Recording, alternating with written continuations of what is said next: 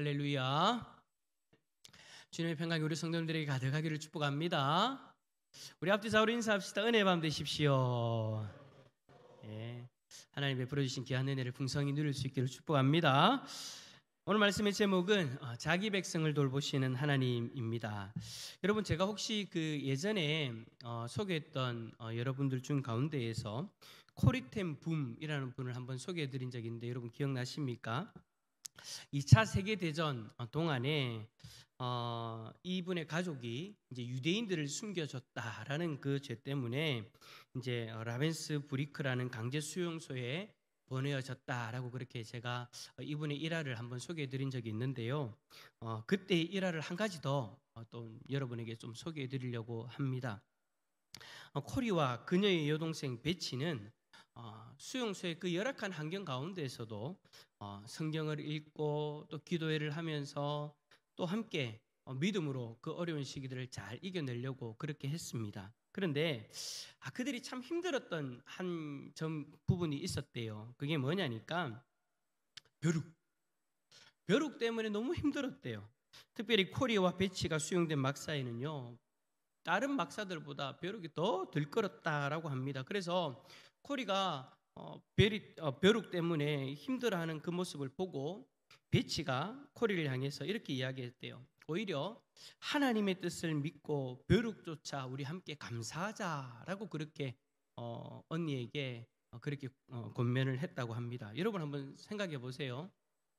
솔직히 지금 수용소에 있는 그 환경 자체도 사실 감사한다라는 게 참 힘든 그런 상황이잖아요, 그죠? 그런 상황 가운데에서 다른 막사들보다 자신들이 지내고 있는 그 막사에만 유독 벼룩이 더 심한 그런 상황 가운데 있으니까 여러분 다 어떻게 감사할 수 있겠습니까? 여러분 한번 생각해 보세요. 벼룩이 여러분 얼마나 몸을 힘들게 합니까? 간지럽히고 또 붓게 만들고 위생상 여러분 많은 힘든 가운데 있을 건데, 저는 솔직히 여러분 만약에 벼룩이 있다면 잠을 못 잘 것 같아요. 벼룩이 아니고 그냥 몸이 조금만 간지러워도 잠을 못 자는 스타일이어가지고 만약에 막사에 벼룩이 있다? 어떻게 살까요? 아마 왜 이렇게 벼룩이 많나, 다른 막사를 옮겨달라, 막 약을 치달라, 뭐 그런 요구들을 하면서 불평을 하겠죠. 그런데 분명히 감사할 수 없는 그런 상황이었어요. 그런데 분명히 불평의 거리가 될 수 있었던 그 벼룩으로 말미암아 진짜로 감사할 수 있는 그런 상황이 생겨져 버린 거예요. 그러니까 바로 그 벼룩 때문에 그들의 막사에서요, 자유롭게 생활할 수 있는 환경이 조성되어져 버렸대요. 성경 공부, 기도라는 것들을 했다고 했지 않습니까? 근데 그런 것들을 군인들의 눈치를 보지 않고 자유롭게 할 수 있는 그런 상황이 생겨져 버렸대요. 여러분 이게 어떻게 되어진 일일까요? 그 이유는 뭐냐? 원래 여러분 독일 군인들이 자주 검문을 했대요. 막사별로 들어가가지고 이제 혹이라도 이제 뭐 다른 행동들을 하는 것은 아닌가, 자신들이 하지 말라고 한 것들을 하는 것은 아닌가. 그러니까 예를 든다면 기도회라든지 성경 공부라든지 그런 걸 하면 안 되니까 그런 걸 이제 막 막아서는 그런 모습들이 있었는데, 이 군인들이 소문을 듣게 되어진 거예요. 무슨 소문을 듣게 되어졌느냐? 저 막사에는 벼룩이 많다. 그러니까 들어가면 큰일 난다 라는 소문이 난 거예요. 그 소문이 실제죠. 실제로 있는 일이니까 이 군인들이요, 그 막사는 들어가기 싫은 거예요. 그러니까 코리와 베치가 머무는 그 막사에는 벼룩이 많다는 소문을 듣고 나서 검문을 꺼렸던 거죠. 분명히 여러분 불평거리였던 벼룩이었는데 그 벼룩 때문에 자유롭게 기도도 하고 성경 공부도 할 수 있게 되어졌으니 여러분 얼마나 감사한 일입니까?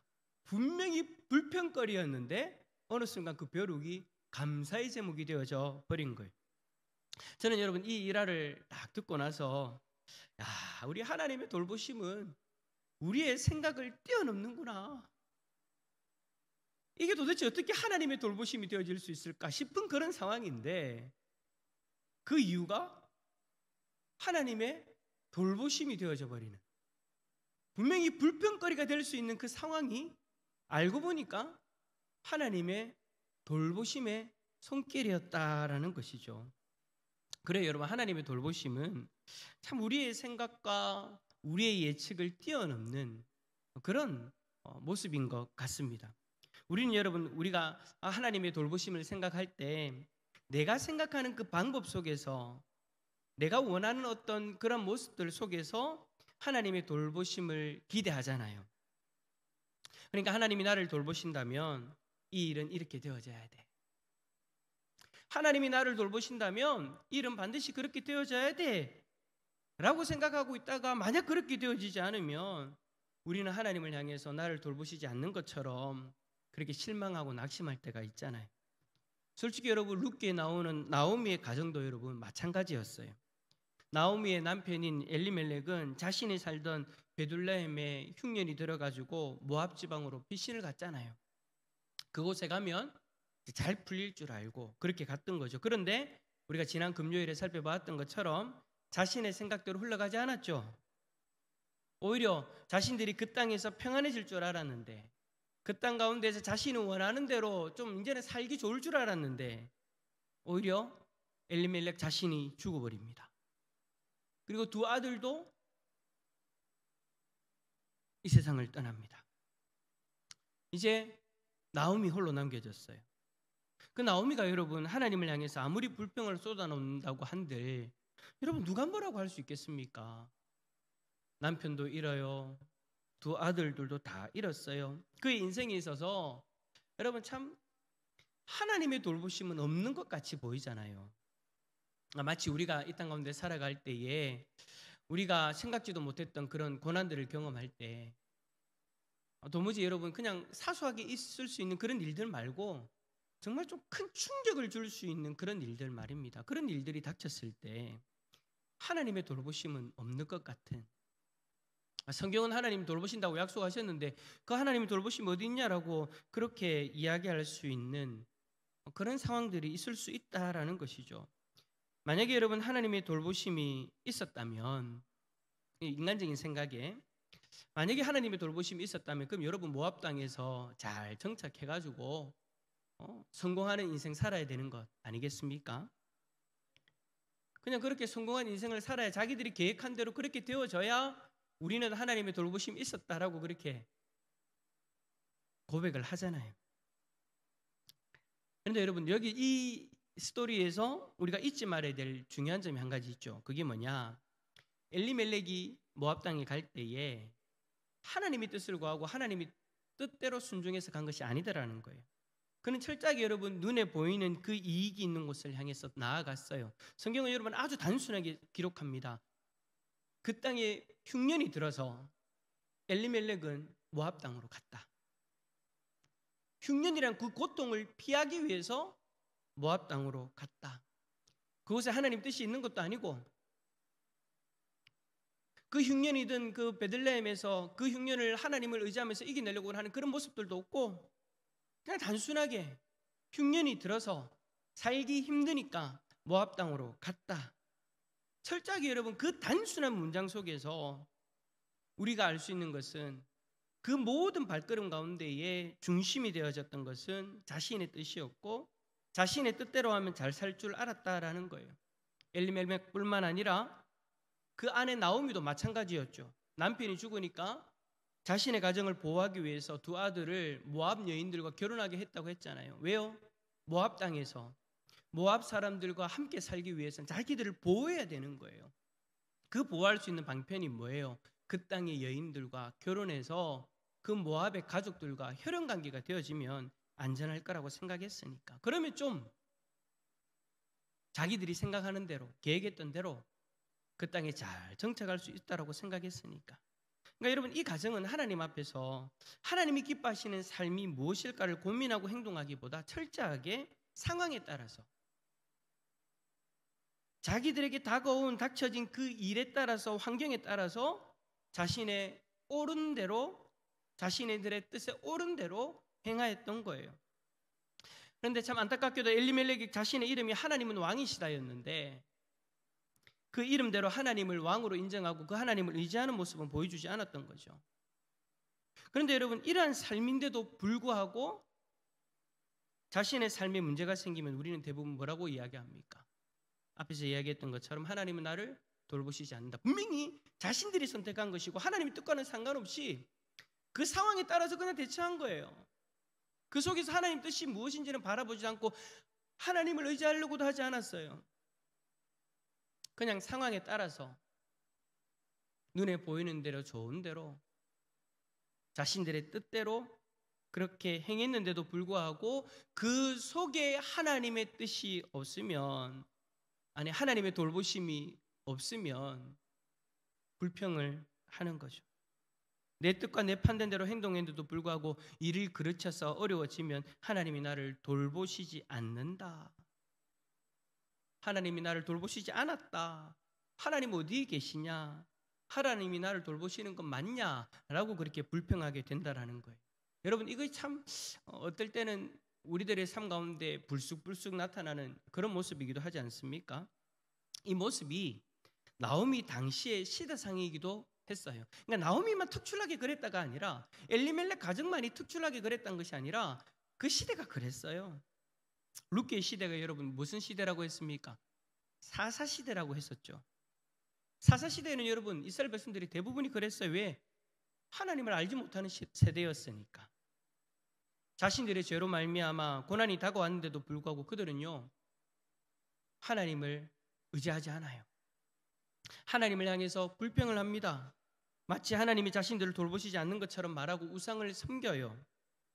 사사시대의 사람들은 그러다가 그 고난이 극에 달했을 때, 더 이상 어쩔 수 없다라는 그 상황이 되어졌을 때 그제서야 하나님 앞에 무릎을 꿇죠. 잘못했습니다. 하나님 용서해 주세요. 회개하기 시작합니다. 그리고 나서 어떤 일이 일어납니까? 하나님이 기다리셨다는 듯이 그들을 도우시죠.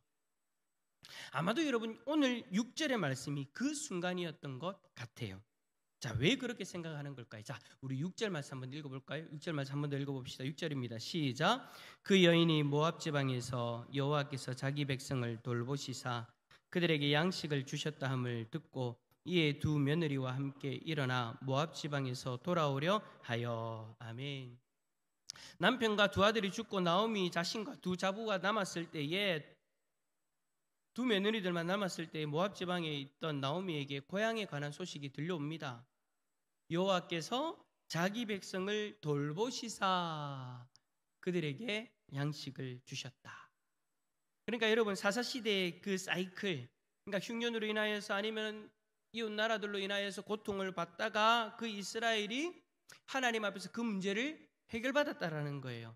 근데 여러분 사사시대에서 그 문제를 해결받는 그 시대를 여러분 그 순간을 여러분 어떤 순간이라고 이야기합니까? 하나님 앞에 회개하고 돌이켰을 때, 그리고 하나님의 도우심을 구할 때, 하나님은 언제 그랬냐는 듯이 이스라엘에게 내린 그 심판을 거두신 거예요. 그런데 여러분 이러한 하나님의 행동에 대해서 6절은 이렇게 표현합니다. 여호와께서 자기 백성을 돌보셨다. 분명히 이스라엘 백성들이 자신들의 죄악으로 말미암아 경험하게 되어진 그 고난이었는데, 그들이 하나님 앞에 회개했을 때, 하나님 앞에 도움을 구할 때 하나님은 언제 그랬냐는 듯이 그들을 돌보셨다라는 거예요. 그리고 하나님은 자신의 백성들이 죄악 가운데 있을 때에도 언제나 그들을 돌보시기 위해서 기다리셨던 그런 하나님이죠. 이스라엘 민족이나 나오미의 가정은 여러분 공통적으로 다 자신의 그 소견에 옳은 대로 행했던 죄인들의 삶이었는데, 그런데도 불구하고요 하나님은 그들을 돌보셨다라는 겁니다.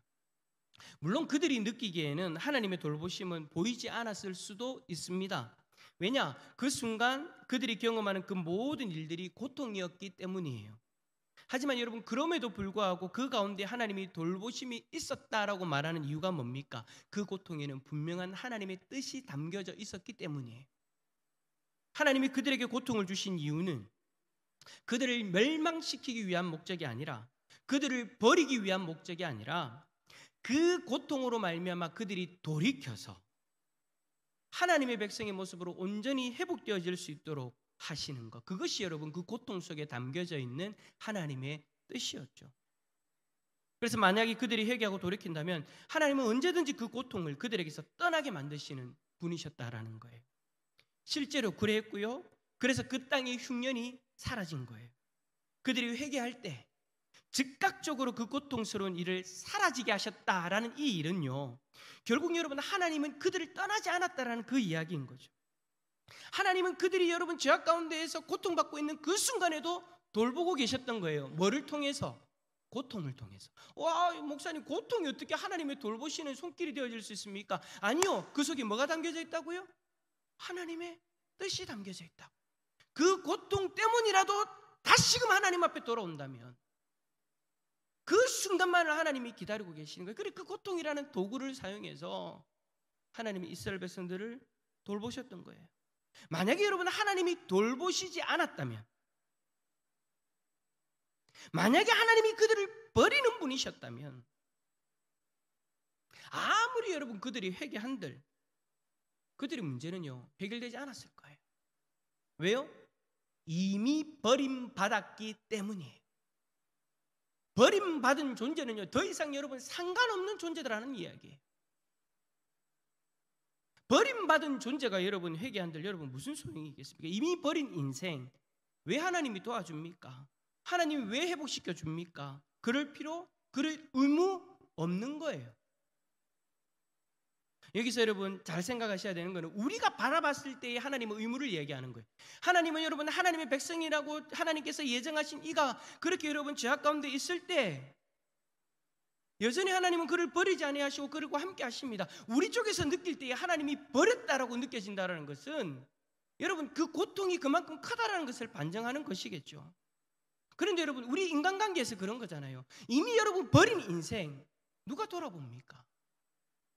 그러니까 하나님이 만약에 자신의 백성들을 버리셨다, 만약에 그런 일이 일어났다면 하나님이 여러분 그들을 돌아보지 않아도 여러분 누구 하나 뭘 할 수 없는 거예요. 그쪽에서 잘못해서 그쪽에서 버림받은 일이기 때문에 하나님 수많은 기회를 줬잖아요. 그럼에도 불구하고 그들이 하나님 앞에 회개하지 않고 돌이키지 않았다면 하나님은 얼마든지 그들을 버릴 수 있는 권세가 있는 거죠. 그들을 버리셨다면 어느 누가 하나 여러분 하나님 왜 돌봐주지 않습니까? 라고 말할 수 없는 그런 상황이다라는 거예요. 근데 중요한 건 이거예요. 하나님은 버리지 않으셨다라는 거. 하나님은 버리지 않으셨다라는 거. 여전히 그들을 돌보고 계셨다라는 거. 그들이 하나님을 거부하고 우상을 섬기면서 그 땅 가운데에서 정말 하나님을 떠난 백성이 아니 하나님 백성이 아닌 것처럼 살아갈 때에도 하나님은 여러분 그들을 버리지 않으셨다라는 거. 오히려 그들을 돌이킬 수 있는 고통이라는 도구를 사용해서 하나님은 그들을 돌보고 계셨다라는 거죠. 여러분 우리도 마찬가지예요. 하나님은 창조전에 우리를 하나님의 자녀로 삼으신 그 순간부터 우리를 돌보시고 계십니다. 인류가 여러분 흑암의 권세 아래에서 죄악 가운데 머물던 그 순간에도 여러분 그 죄로 말미암아 죽음의 행벌이 내려지는 그 순간에도 하나님은요 우리를 버리지 않으셨어요. 우리를 포기하지 않으셨다라는 거예요. 하나님이 여러분 창세전에 여러분 우리를 예정하셨다라고 했잖아요. 우리를 하나님 백성 삼으시려고 하나님이 이미 그런 계획을 다 세우셨어요. 그런데 여러분 아담과 하와가 죄를 지어가지고 하나님으로부터 끊어진 존재가 되어졌는데도 불구하고 하나님은 포기하지 않으셨다라는 거예요. 하나님은 우리를 버리지 않으셨고 우리를 돌보셨습니다. 만약에 하나님이 죄악 가운데 있는 우리를 버리셨다면 우리는요 더 이상 돌보지 않아도 되는 그런 대상이 되어져 버린 거예요. 그냥 여러분 우리가 우리 자신의 죄악의 결과로 죽음을 맞이한들 여러분 누가 뭐라 하겠습니까? 아니 누가 뭐라 할 수 있겠습니까? 우리 죄 때문에 그렇게 되어졌는데 우리 쪽에서 하나님을 거부하고 하나님을 떠났는데 그러한 우리를 돌보지 않는다는 것은 여러분 어찌 보면 당연한 거잖아요. 그런데도 우리 하나님은요 죄인인 우리를 돌보신 거예요. 그 돌보심 때문에 2000년 전에 예수님이 이 땅에 오신 거예요. 하나님은 죄인인 우리를 돌보시기 위해서 우리의 죄를 다 짊어지고 자신의 생명을 내어주실 그리스도를 이 땅에 인간의 모습으로 보내어 주신 거죠. 그래서 예수님이 우리의 죄를 다 짊어지시고 십자가의 길을 걸어가신 거예요. 예수님의 손과 발에 못이 박히고 옆구리에 창이 찔릴 때에도 우리 주님은 오직 우리를 돌보시는 그 마음으로 그 고통을 감당하신 거죠. 만약 하나님이 우리를 돌보지 않으셨다면 우리는요, 지금까지 우리 죄를 용서받을 길이 없었을 거예요. 이스라엘 백성들이야 제사 제도를 율법으로 받았으니까 그렇게 자신의 죄의 문제를 해결할 수 있었겠지만, 여러분, 우리는 이방인이잖아요. 여러분, 우리는 이 사실을 자꾸 잊을 때가 있는데 우리는 이방인이에요. 이스라엘의 율법과 상관없는 존재들이었어요. 우리의 죄의 문제를 해결할 수 없는 그런 존재였다고요. 그런 우리를 여러분, 만약에 하나님이 돌보지 않으셨다, 2000여 년 전에 자신의 독생자를 내어주시기까지 하시는 그 돌보심이 없었더라면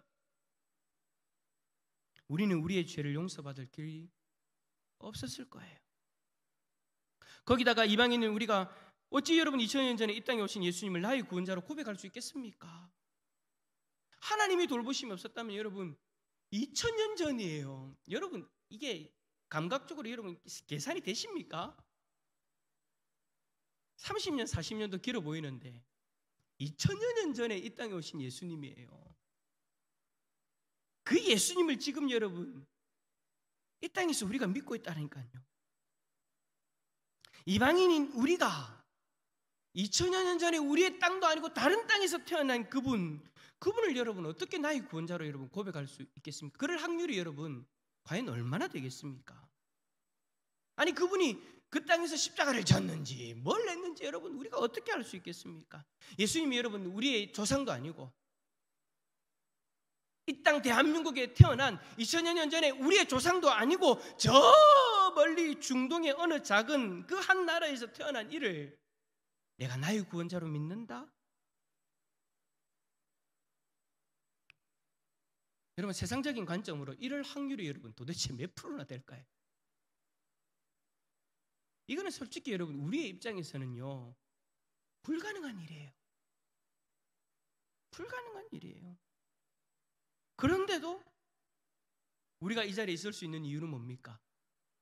하나님의 의지를 가지고 우리를 돌보아 주셨기 때문이에요. 하나님의 의지를 가지고 하나님의 능력으로 우리를 돌봐 주셨기 때문이에요. 그러니까 태초전에 우리를 예정하셨던 그 하나님, 그 하나님의 지식 속에, 그 하나님의 능력 속에 우리가 여러분 다 들어가 있었는데, 그 하나님이 죄로 말미암아 우리가 하나님 백성이 될 수 없는 그런 위험한 지경 가운데 있을 때에도 하나님은 우리를 구원하기 위해서, 우리를 돌보시기 위해서 자신의 독생자를 2000년 전에 보내주시고 저 멀리 이스라엘에서 일어난 그 일을 우리의 사건으로 우리에게 적용되어질 수 있도록 수많은 사람들을 보내주시고 수많은 사람들을 통해 역사하셨기 때문에 우리가 오늘 이 자리에 있을 수 있는 거잖아요. 이 모든 것들이 여러분 바로 우리를 향하신 하나님의 돌보심이다라는 것이죠. 하나님은 여러분 그동안에 한순간도 우리를 포기하지 않으셨고요, 언제나 우리를 돌보아 주셨습니다.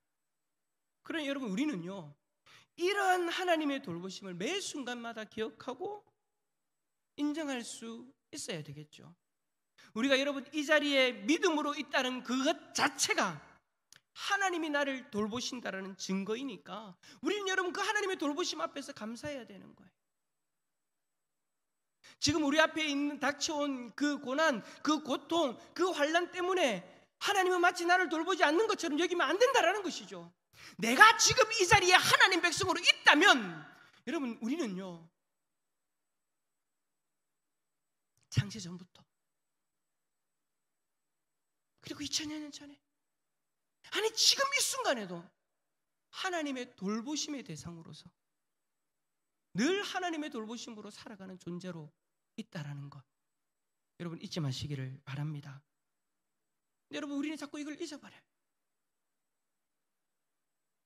이거 하나만 생각해도 여러분 우리가 감사한 일이고, 이 기적과 같은 일 앞에서 여러분 우리는 하나님 앞에 한량없는 감사를 올려드려야 되는 존재인데 어느 순간 하나님이 마치 나를 돌보지 않는 것 같다.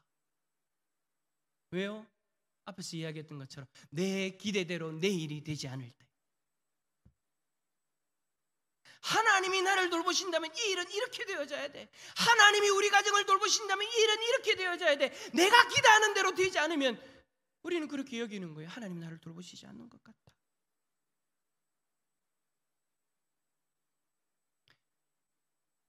여러분, 하나님의 돌보심은요, 그렇게 간단하게 이야기할 수 있는 것이 아니에요. 하나님의 돌보심은요, 지금 한순간 내가 경험하는 그 감정, 지금 한순간 내가 경험하는 그 어려움 때문에 평가할 수 있는 것이 아니더라는 거예요. 하나님의 돌보심은요, 더 깊이가 있고 더 넓고요, 더 높아요. 내가 이 순간 내 앞에 닥쳐져 있는 이 일 때문에 오해할 만한 그런 하나님의 일하심이 아니더라는 것이죠. 하나님의 돌보심은 지금 이 순간에 저와 여러분들을 향하고 있는 줄 믿습니다. 그런데 만약에 여러분 이거를 당연하게 여기고 내가 지금 경험하는 환경으로 인하여서 불평하는 삶을 살아가고 있다면, 하나님이 나를 돌보지 않는 것처럼 그렇게 여기고 살아가고 있다면, 그래서 내 소견에 오른 대로 그렇게 살아가는 우리들의 모습이 있다면, 오늘 저녁에 그 모습이 좀 회복되었으면 좋겠습니다. 너무 바빠서 너무 힘들어서 우리에게 그런 순간들이 있었다면, 오늘 저녁에 좀 여러분 그 바쁜 마음, 그 힘든 마음, 우리의 그 마음을 혼잡케 해서 하나님의 돌보심을 온전히 바라보지 못하게 하는 그 모든 것들을 여러분 오늘 저녁에 좀 내려놓고요, 주님의 살과 피를 기념하는 이 자리에서 하나님의 돌보심을 온전히 경험했으면 좋겠습니다. 우리라는 존재는요, 그래요 여러분, 얼마든지 여러분 우리는 이 땅의 연약한 가운데 살아가고 있기 때문에 그렇게 생각할 수 있고 그렇게 여길 수 있고 그렇게 넘어질 수 있는 존재예요. 그런데 여러분, 우리가 다시요 회복되어지려면 결국에는요, 나를 돌봐 주시는 그 최고의 사랑이 담겨져 있는 그 십자가 앞에 섰을 때 우리는 결국에는 하나님의 사랑을, 하나님의 돌보심을 다시금 깨달을 수 있게 되어지더라고요. 그래서 여러분, 주님이 우리에게 말씀하시잖아요. 내가 오늘 그날까지 이 날을 꼭 지켜 행하라. 주님의 살과 피를 기념하는 그 성찬식을 끝까지 지켜 행하라. 주님이 우리에게 명령을 주신 이유가 여러분 그런 거예요. 만약에 여러분 우리가 성찬을 멈추면은요, 소홀히 여기기 시작하면은요, 우리는요 언제 그랬냐는 듯이 하나님의 돌보심 잊고 살아갈 거예요. 왜냐하면 그 하나님의 돌보심이 정말 깊이 가득히 높이 담겨져 있는 그곳이 바로 십자가이기 때문에, 그 십자가에서 주님의 살과 피가 찢겨졌고 흘려졌기 때문에, 그것을 통해서 하나님이 우리를 얼마나 돌보고 계시는가, 지금 이 순간에도 우리를 돌보시는 그 하나님의 마음이 다 그걸 십자가를 통해서 우리에게 전달되어지고 있기 때문에 우리는 십자가 앞에서 다시금 주님을 기억하고 기념하는 자리에 서야 되는 것이죠. 간절히 바라기는 오늘 이 밤 성령 하나님이 우리 가운데 충만히 임재하시기를 간절히 소망합니다. 그래서 하나님이 지금까지 나를 어떻게 돌보셨는가 돌아볼 수 있고, 그 하나님의 돌보심으로 이제 앞으로 우리의 삶에 여전히 우리를 돌보고 계시는 그 하나님을 믿음의 눈으로 바라볼 수 있기를 바랍니다. 하나님의 돌보심이 마치 멀리 있는 것처럼 느껴지는 그러한 우리들의 모습이 있다면, 주님의 그 살과 피를 기념하는 이 자리에서 그 마음 다 내려놓고 주님의 돌보심을 풍성히 경험하는 우리 모든 성도님들이 다 되어질 수 있기를 예수 그리스도 이름으로 축원합니다.